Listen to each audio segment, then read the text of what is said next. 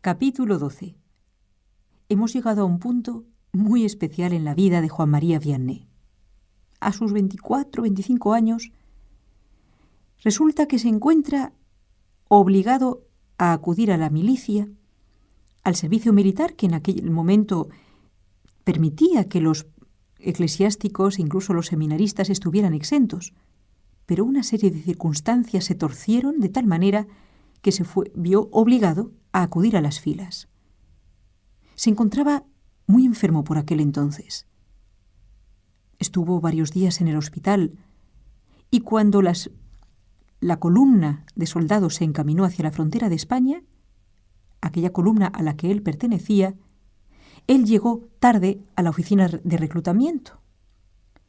Por lo tanto, tuvo que seguir él solo a pie e intentar alcanzar la columna. Cosa difícil. En aquellas montañas, donde se sentó un momento a descansar y vino a hablar con él un joven que se ofreció a llevarle la mochila y lo acompañó al pueblo de Noés. ¿Qué pasaba? Resultó que aquel joven se llamaba Guy y era uno de los muy numerosos prófugos que en aquella época se negaban a salir a la guerra con los otros soldados. Habló con el alcalde de aquel lugar y este alcalde lo protegió de tal manera que lo animó a hospedarse en casa de Claudina Bouffagón, una viuda con un corazón de oro.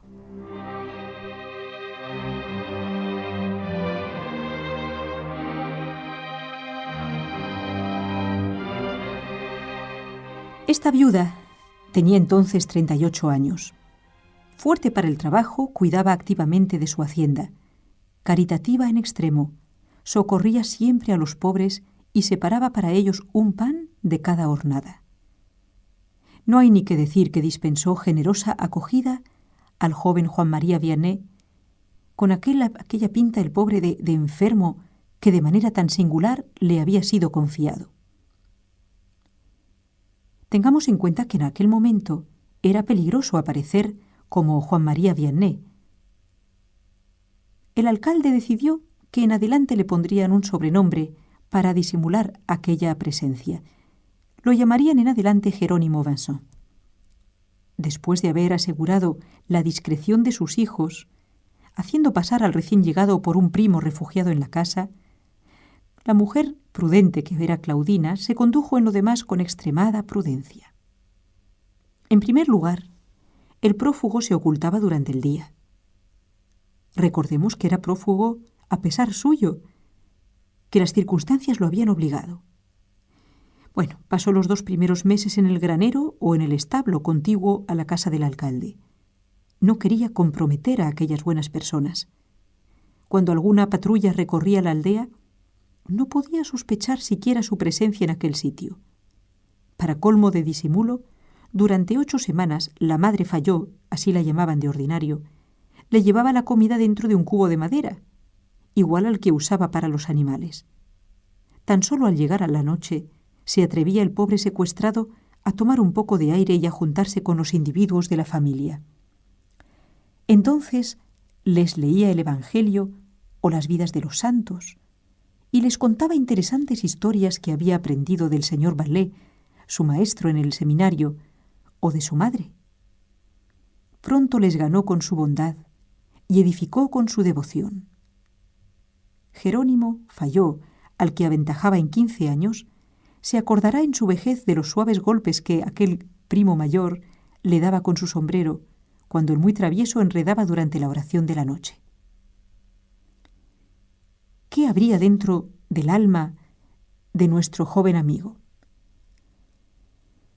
Él estaba inquieto, había tenido que dejar el seminario por el servicio militar y ahora se encontraba como prófugo en aquel pueblo desconocido. En un rincón de la cuadra y al pie de una ventana habían improvisado, gracias a un vasto tabique de madera, lo que llamaban un cuarto. En aquel aposentillo, Juan María durmió en una misma cama con Luis, el mayor de los niños, el cual tenía 13 años. Pero no pudo durar mucho esta compañía. El pobre Luis apenas podía cerrar los ojos. Y dijo lloriqueando: «Madre, Después de 3 noches, mi primo pasa el tiempo rezando, no me deja dormir. No quiero estar más con él. La señora Fayot tuvo que preparar otro lecho en el establo para su hijo.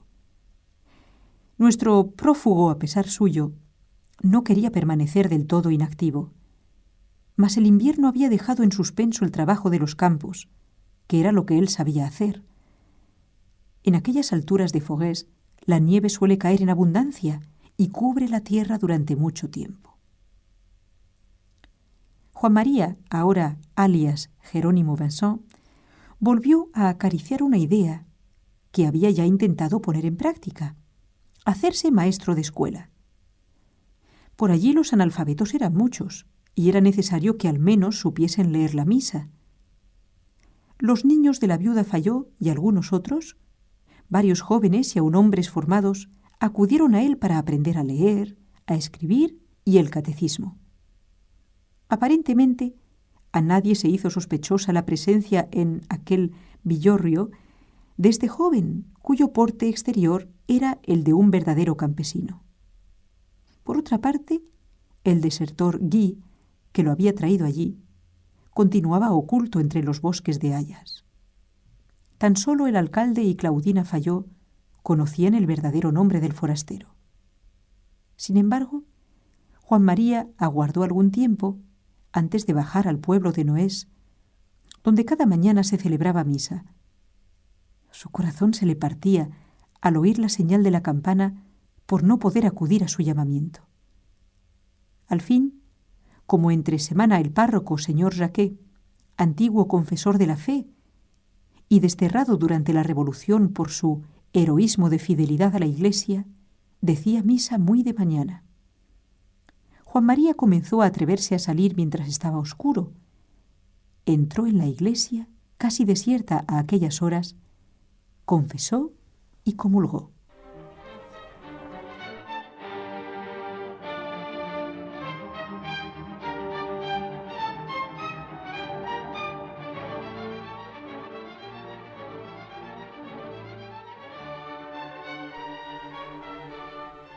En aquellos villorros apartados en las montañas es costumbre, la mañana de los domingos, dejar siempre a alguno en casa. El que le toca en suerte quedarse debe unirse en espíritu con los parientes y amigos que más afortunados pueden aquel día oír misa. Los tañidos de la campana, que también suenan al oído de aquellas soledades, advierten en qué punto de la misa se encuentra el sacerdote. Juan María Vianney fue durante algún tiempo el guardián escogido del domingo. Desde esta aldea hasta Noés, la bajada es muy rápida y el camino escabroso y sembrado de piedras. Por esta razón la señora Fayot no llevaba nunca consigo a su pequeña Claudina, que solo tenía 3 añitos. Juan María, que tenía 24, cuidaba de la inocente niña como lo hubiera hecho el mejor y el más tierno de los hermanos. Se divertía con su charla y jugaba con ella. Mas, durante el tiempo de la misa mayor, se ponía en actitud recogida y hacía que la niña también se arrodillase a su lado, cuando tocaban la campanilla en la elevación. Después, se dedicaba a instruirla. Un día, al volver de la iglesia, la criada dijo riendo a la niña: «Claudina, abraza a tu primo para agradecerle el haberte cuidado tan bien».